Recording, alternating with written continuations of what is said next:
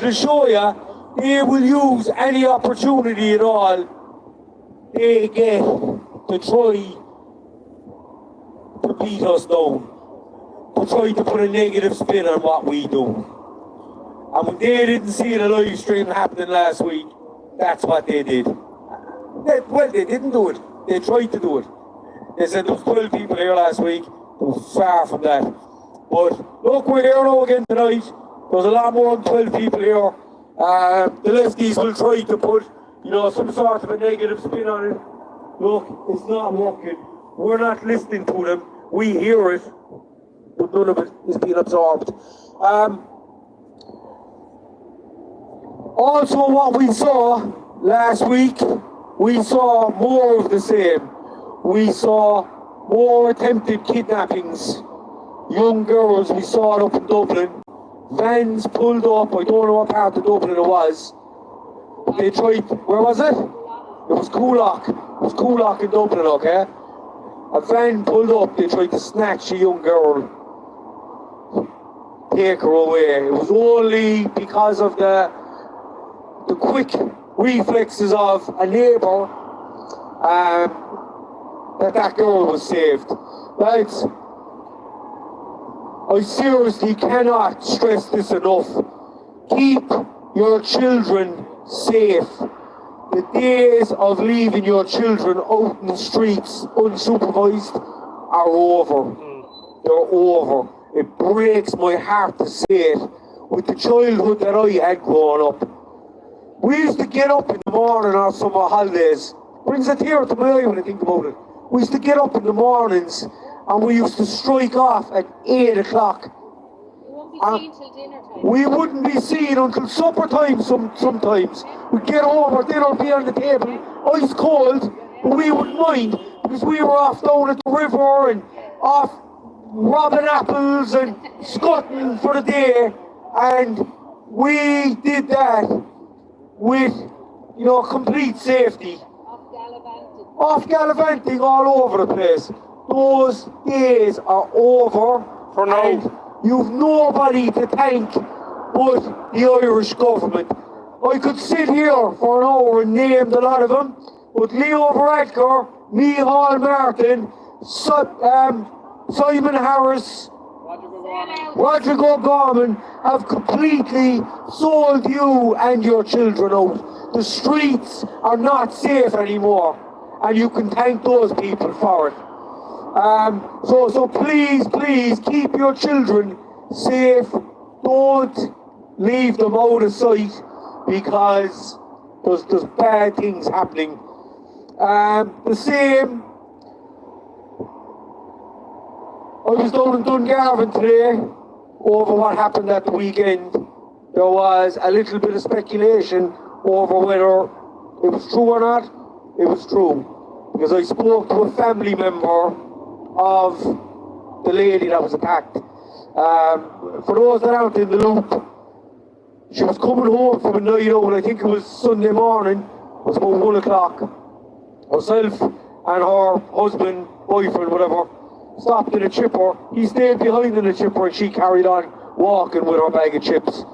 She met a foreign national, I believe he was, and for YouTube's purposes, he was a gypsy. We'll say no more. He asked her for a light. She gave him a light and he walked away with her lighter. She followed him and said, "Excuse me, can I get my lighter back?" He turned into an alleyway where 3 other men were waiting. They grabbed her, they pinned her to the ground. They managed to get her shoes, pants off until an elderly woman heard her screams in one of the houses. I hope I'm not upsetting the kids now, but look, earmuffs or something, yeah. And the woman came out and stopped the lads. The lads then assaulted the woman before they took off. But no one was badly injured or worse, thankfully. There's an awful lot of complacency down in Dungarvan. I asked some people down there today about how they felt. I would say you could almost tell by looking at the people whether they had heard the story or not. The types of people that knew it was true are the same types of people you see standing here tonight. Just normal working class people with their eyes open. It was the kind of airy fairy, head in the clouds, upper class people who believe that diversity is our strength and multiculturalism is fantastic.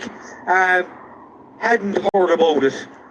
I called into a politician, Fianna Fáil politician, Mary Butler, called into her, and you can watch the video. It's on my other YouTube channel.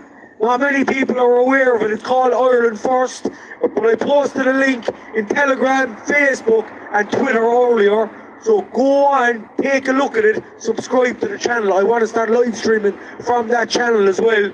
But I need 1,000 subscribers, I'm not there yet.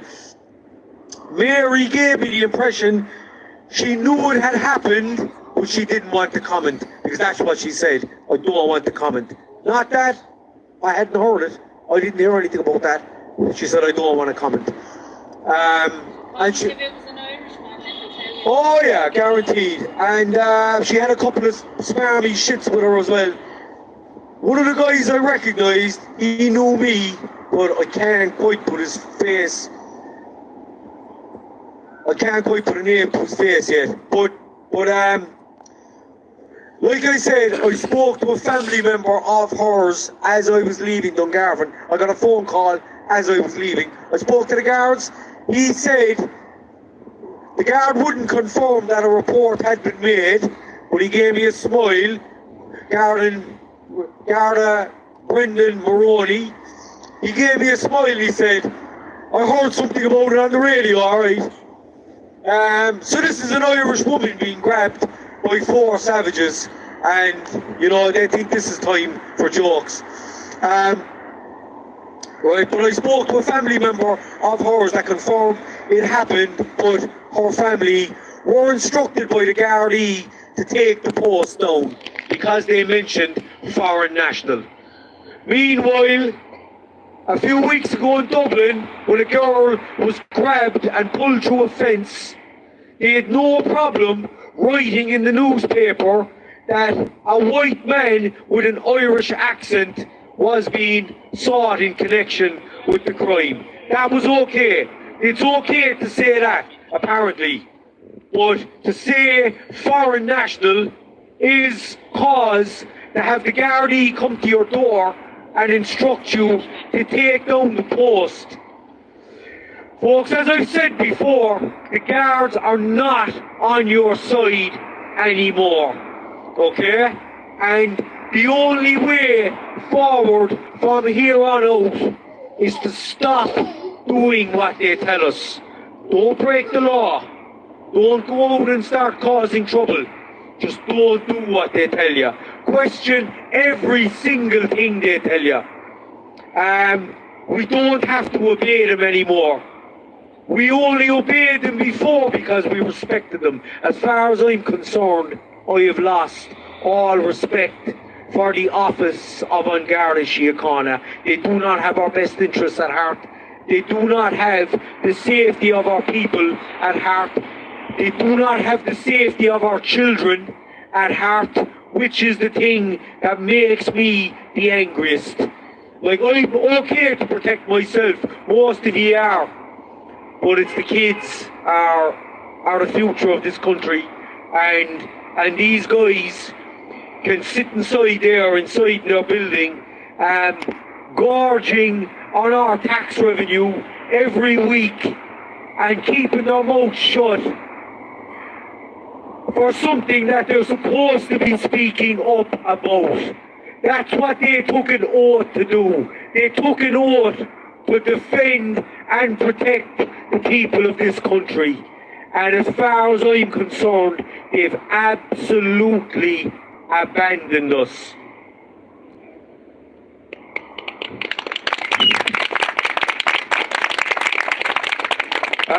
No, I'm not going to stay up here much longer. I don't even know how long I've been up here. It feels like 5 About minutes. half an hour. Time flies when you're standing on the bench.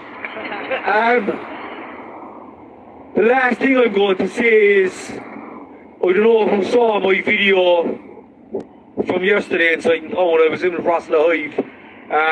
He was confronted by a guard that arrested him a few months ago because he asked Micheál Martin a question. He wasn't aggressive, he didn't use bad language, he didn't speak to him in a threatening manner. He asked him a question. He was arrested and his phone was seized.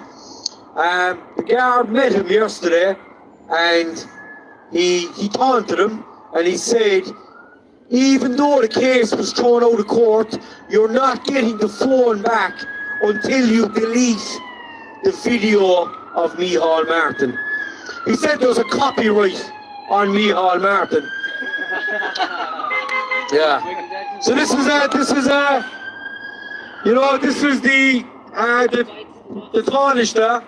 the Taoiseach, who's gorging himself on our tax revenue, and apparently now he's under copyright. So it'll show you how stupid some of these people are. But we recorded that guard yesterday. He didn't like it. He didn't like it one bit. He told me he didn't want to be recorded. He said, don't put that up on social media. He didn't realise it was being live streamed. He's up now for the world to see. I won't be taking it down. YouTube can take it down. I certainly won't be doing it. But folks, they are going to come for me soon. They're going to start coming for people like me soon. They're not going to tolerate this level of dissent for much longer. I am not afraid in one bit. I don't care.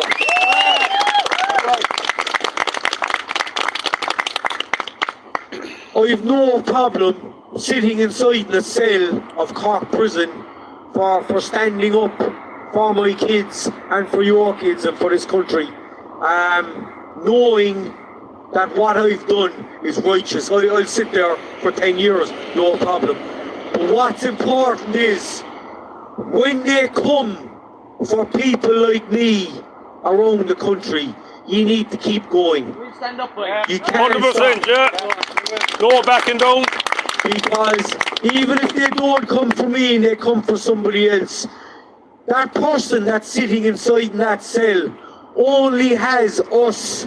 He only has our voice to stand up for him. The state solicitor isn't going to speak for him. The rest of the asleep normies aren't going to speak for him. The Gardaí certainly are not going to speak up for him. All they have is us. So when they take people like that down, we need to be there and we need to become even louder. Up the ante. Up the ante completely. Because at the moment, we're all our children have. Thank you.